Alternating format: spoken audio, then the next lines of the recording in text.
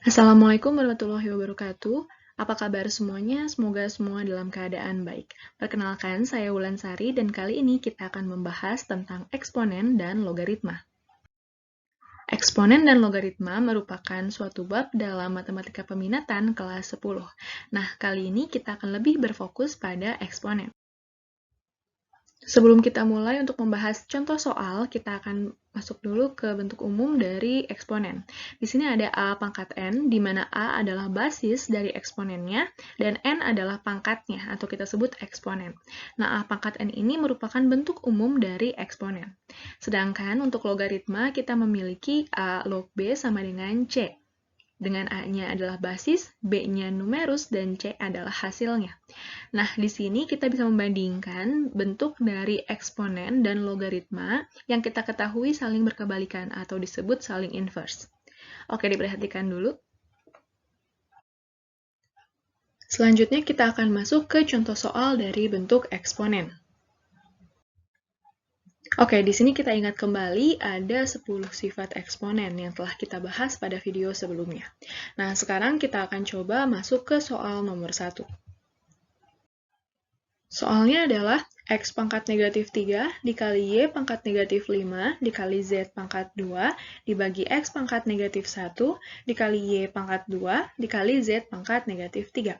Di sini kita punya 3 basis yakni X, Y, dan Z.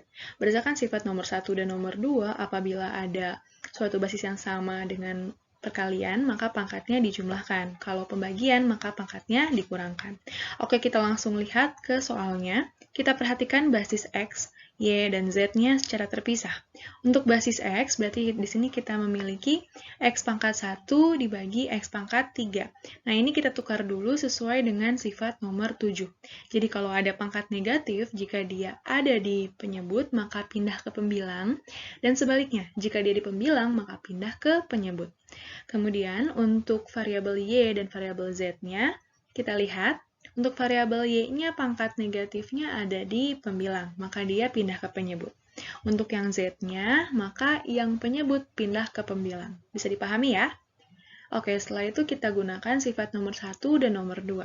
Untuk yang X-nya berarti kita memiliki 1 per X pangkat 2, karena pangkatnya itu lebih besar yang di bawah. Gitu. Nah, untuk yang Y-nya berarti kita memiliki 1 per Y pangkat 7, karena di bawah kita punya perkalian dengan basis Y, di mana pangkat 2 dan pangkat 5-nya kita jumlahkan, jadi pangkat 7. Kemudian untuk Z-nya, dia di atas, di pembilang, yakni Z pangkat 5. Bisa dipahami ya? Maka jawaban akhirnya adalah Z pangkat 5 dibagi X pangkat 2 dikali Y pangkat 7. Oke, selanjutnya, nomor 2, sederhanakan bentuk berikut. Nah, ini juga sama. Jadi kita masih menggunakan sifat-sifat eksponen yang ada di sebelah kanan. Kita perhatikan apabila ada suatu pangkat, kita pangkatkan lagi, maka sifatnya adalah sifat nomor 3. Tergantung kita hendak menyelesaikan yang di dalam kurungnya dulu, atau kita mau pangkatkan dulu. Oke, di sini kita akan coba selesaikan dulu dalam kurungnya. Maka kita harus membagi dia jadi setiap basis yang sama. Jadi yang pertama itu angkanya 3 per 27, kemudian basis A pangkat 9 dibagi A pangkat 11, basis B-nya, B pangkat 11 dibagi B pangkat 13, sedangkan basis C-nya itu sendiri C pangkat 1. Kita selesaikan dulu, yang bisa kita bagi, kita langsung bagi saja. Nah, kita memiliki 1 per 9, yakni 3 bagi 27. Kita perkecil ya. Kemudian untuk basis A-nya, kita punya pembagian besar yang bawah ya, jadi kalau ada 9 dikurang 11, itu negatif 2. A pangkat negatif 2 sama dengan 1 per A pangkat 2. Dikali dengan basis B-nya juga sama, 1 per B pangkat 2, basis C-nya C pangkat 1. Oke, setelah selesai di dalam, kita langsung kuadratkan saja. Nah, dikuadratkannya langsung saja berarti kita gunakan sifat nomor 3. Untuk yang C, pangkat 1 dipangkatkan lagi 2. Berarti C-nya pangkat 2. Untuk 9-nya pangkat 2. Untuk A pangkat 2, kita pangkatkan lagi 2. Jadi 2 dikali 2, A-nya pangkat 4. Sedangkan B-nya juga pangkat 2, kita pangkatkan lagi 2, maka 2 kali 2 sama dengan B pangkat 4. Oke, bisa dipahami ya? Kita lanjutkan. Nomor 3. Jika X sama dengan 8, Y sama dengan 25, dan Z sama dengan 81, maka X, Y pangkat setengah dibagi Z pangkat negatif setengah adalah, oke, di sini yang pangkat setengah untuk bagian pembilangnya itu hanya Y saja. Maka X-nya pangkat 1. Kita langsung saja masukkan angkanya. Di sini kita rubah dulu. X, kemudian akar Y, supaya lebih mudah ya, jadi dirubah jadi akar. Kemudian yang Z-nya itu akar Z. Kenapa? Karena Z pangkat negatif 1 di penyebut, supaya pangkatnya jadi positif, dia pindah ke pembilang. Jadinya pangkat setengah. Nah, Z pangkat setengah sama dengan akar Z. Oke, langsung masukkan angka-angkanya. Maka kita punya 8 dikali akar 25 dikali akar 81, itu sama dengan 8 dikali 5 dikali 9, sama dengan 360. Oke, kita lanjutkan. Nomor 4.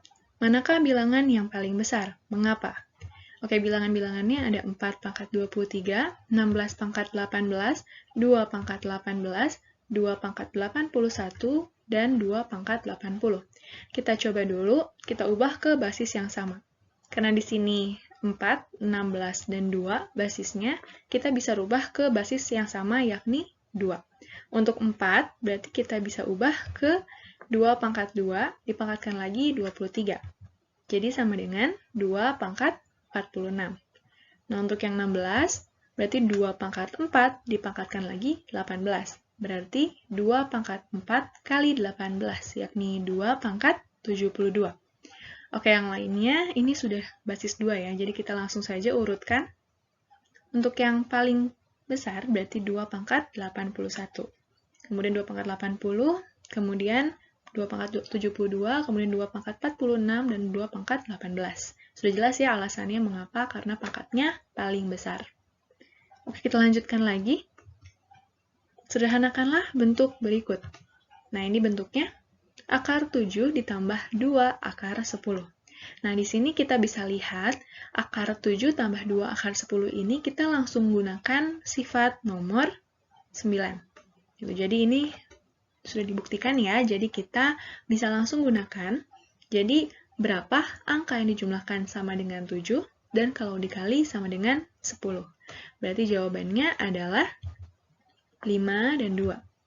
Oke, jadi akar 7 tambah 2 akar 10 sama dengan akar 5 ditambah akar 2.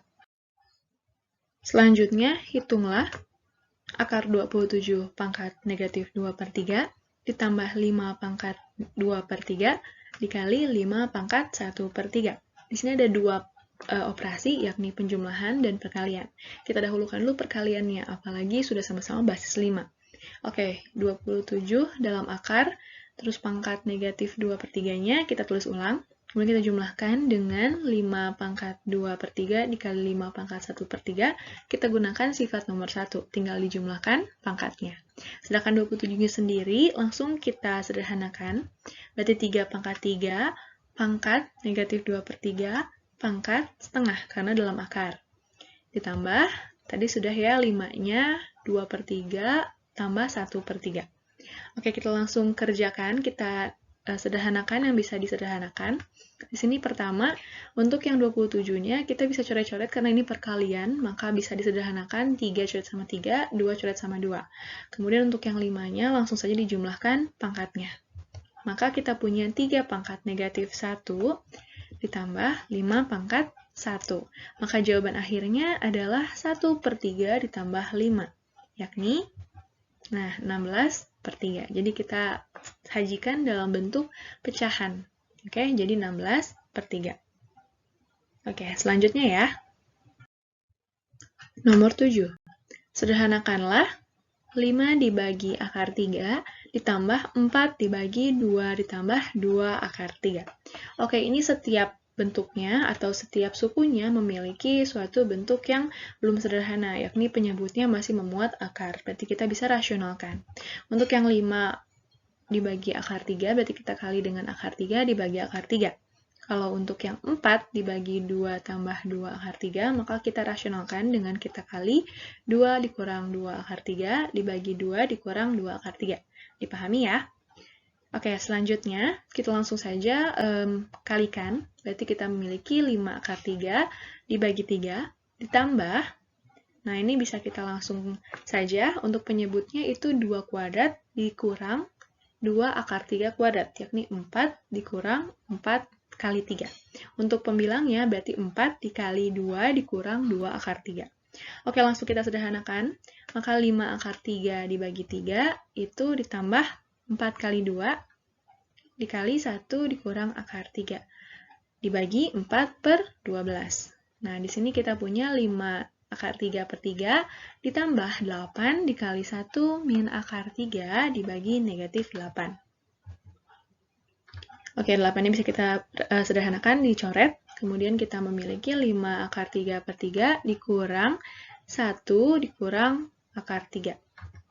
Nah, di sini kita samakan penyebutnya, berarti untuk yang 5 akar 3 nggak ada masalah, untuk yang 1 dikurang akar 3-nya kita kali dengan 3. Jadi, di sini bisa kita lihat, kita masukkan ke dalam ya, didistribusikan, jadinya 5 akar 3 dikurang 3 ditambah 3 akar 3 per 3. Oke, jawaban akhirnya adalah 8 akar 3 dikurang 3 per 3. Ini adalah bentuk sederhana dari soal nomor 7. Oke. Nampaknya 7 soal ini sudah cukup menggambarkan cara kita menggunakan sifat-sifat eksponennya untuk menyelesaikan masalah-masalah eksponen. Jangan lupa berlatih.